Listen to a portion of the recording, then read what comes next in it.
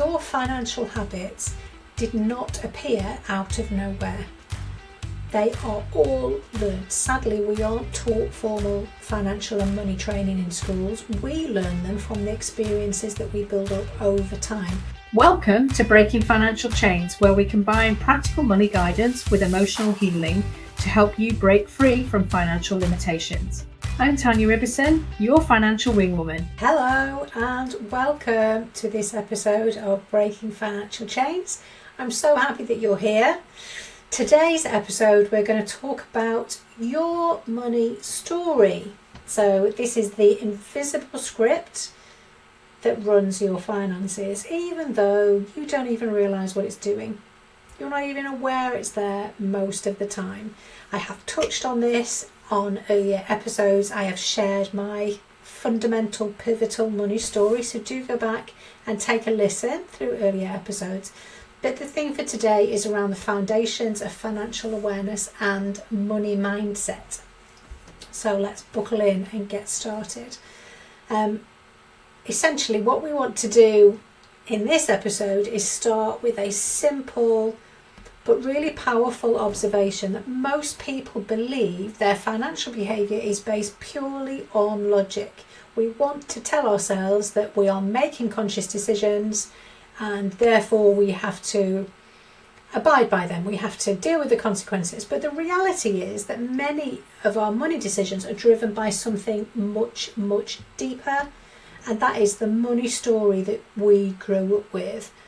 A lot of these beliefs and thoughts are formulated in the first 7 years of our lives, and because we are mentally so immature at that age, our brains are like little sponges and we absorb data, information, scenarios, feelings, comments made by other people, but we can't differentiate between fact and opinions and feelings. So everything just gets formed from there. Not to mention the fact that we're living a life based on the circumstances and the choices and decisions of our caregivers. So that then forms a huge, big assumption, I suppose, in the foundation of our financial lives.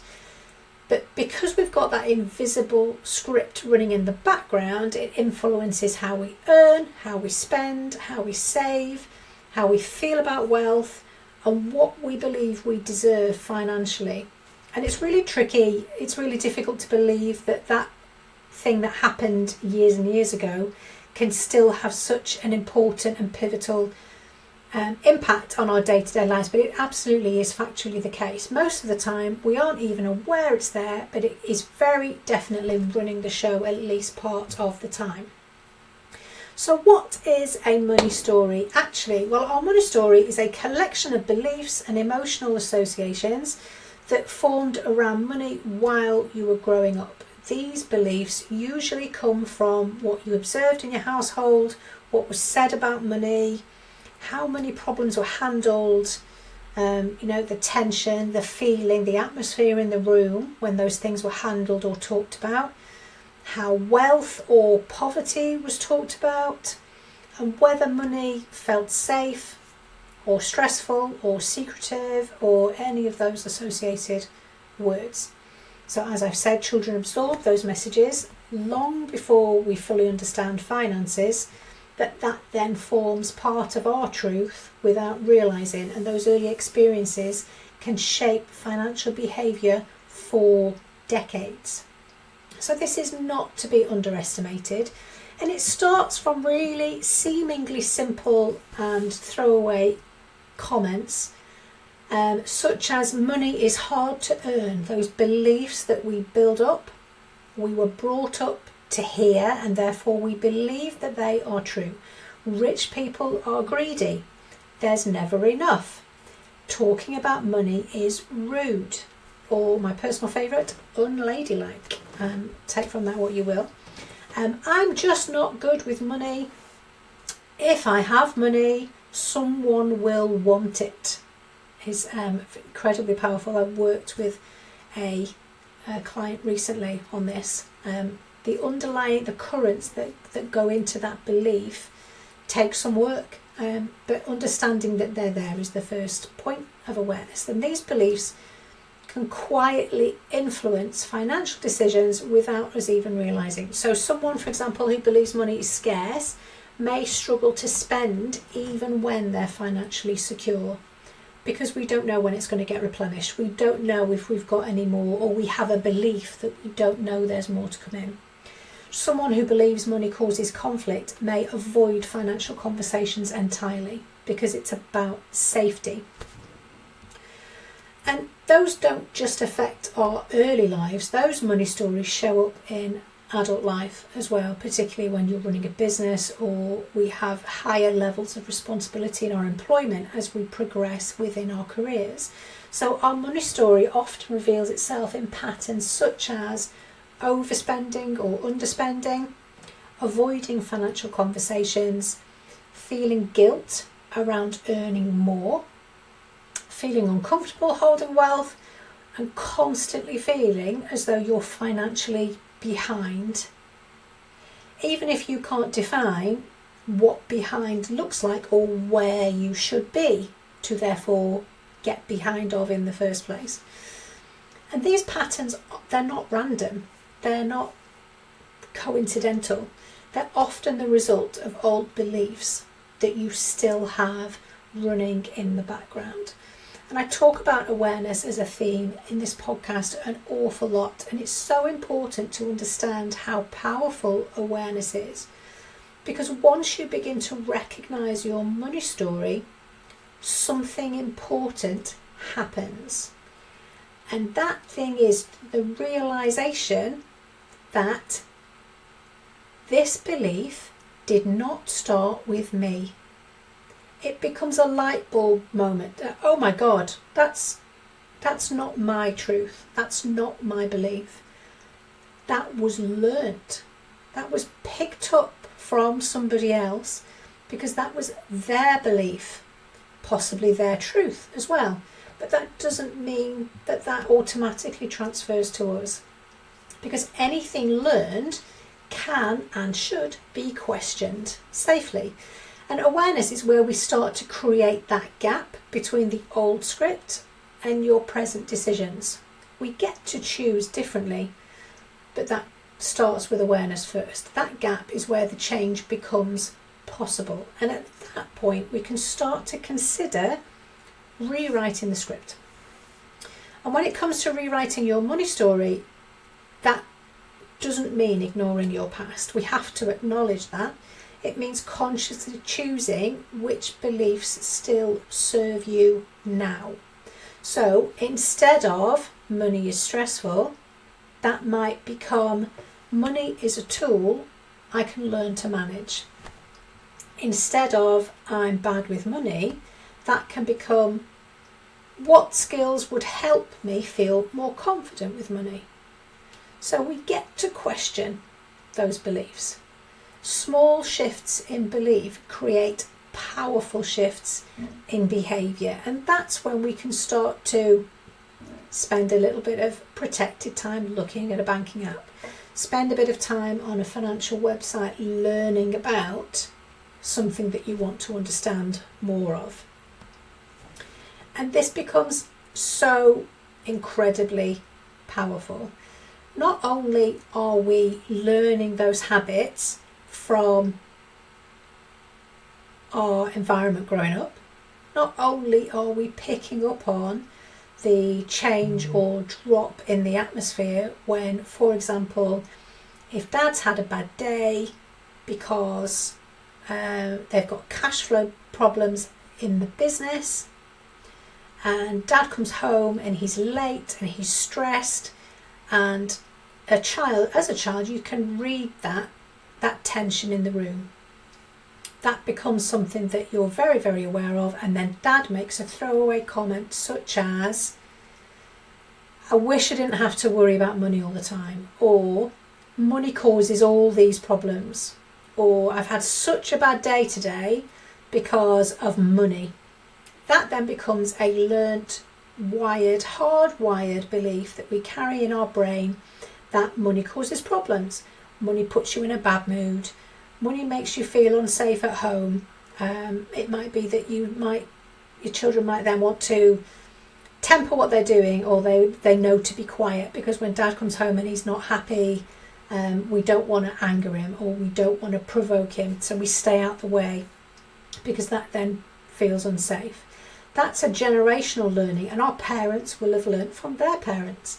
And we've got this systemic things that have been in place, particularly in relation to women, where women couldn't get borrowings without having a personal guarantor, or having a husband or a male family member sign for them. So they couldn't have debt on their own, which meant they quite often couldn't own assets of their own.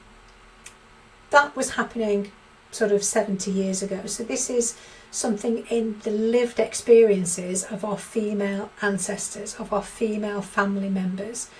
And that then becomes hardwired into the way that we are around money, and the understanding that the men could get the borrowings but the women couldn't, so that there's therefore an imbalance in the scales. We get to break those generational patterns when we get to spend some time thinking and looking at our money story. One of the most meaningful aspects of this work is that when someone changes their relationship with money, it doesn't just affect you, it affects the next generation. We get to be that example for our children, or the younger people in our families that are looking to us for inspiration and as examples. Children learn about money in the same way as we may have learnt to pick things up in the environment that we were exposed to when we were younger. Children learn not just through lessons, they learn through observation. In the same way as you learned, they are learning from your example. So when you change your money story, you begin changing the financial narrative that your children grow up with as well. And I want to share my money story with you, or one of the stories that really helped me understand how powerful it is to be able to put your finger on where these lines and these scripts that we tell ourselves, where they started, and therefore understand that that's not your belief, that's not your truth, and you get to choose differently. So mine was when I was about 7 years of age. I was going to a friend's house, and it was far enough away so I couldn't go on my roller skates or my bike, which was usually what I did. I needed to be driven by my mum to go and spend this time with this friend. And she gave me £1. I was a little bit further away from home. She gave me £1 and she said to me, this is in case of emergencies. She didn't tell me what that emergency might be. Looking back now, she probably meant if you needed to use the phone box or something like that to call home. Those lovely iconic red phone boxes that were everywhere then, and you would use to call home, or whoever the hell you wanted to call. So I had this £1 that was burning a hole in my pocket. I went to my friend's house and it was a lovely day, it was a lovely warm summer day, and my friend who I'd gone to see, and we had another friend there, so there was 3 of us, we all wandered down to the local shop. I want to say corner shop, but it wasn't on a corner. We just called them all corner shops back in those days, mid-80s. And my friends started picking up all of these things that they wanted to buy. They had more than £1 in their pocket, but they just seemed to be giving less thought to what they could or couldn't have. And I thought, well, 7-year-old me, this feels like an emergency to me. I don't want to be the Billy at the doorway that's watching everybody else spend money and not buy anything. I've got £1 in my pocket and this is my emergency. I'm going to spend it. So I got my £1 out and I bought myself the most amazing bouncy ball in the world.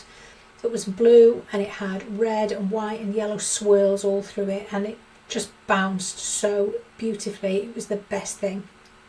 I'd made that decision myself. I really wanted it. I gave my money. I also bought one of those refresher sweets, those giant refresher sweets that burn a hole through the roof of your mouth, and they just don't make them like that these days today. Anyway, so those 2 things came to 94 pence, and I remember that specifically because the change I got back was 6 pence. So I spent the rest of the afternoon at my friends, and I was bouncing the ball in their garden. No balls inside. And then my mum came to pick me up and take me home. So we got home and my mum said to me, have you got my change? And I said, oh, Mum, just you wait. She didn't say, have you got my change? She said, have you got my £1?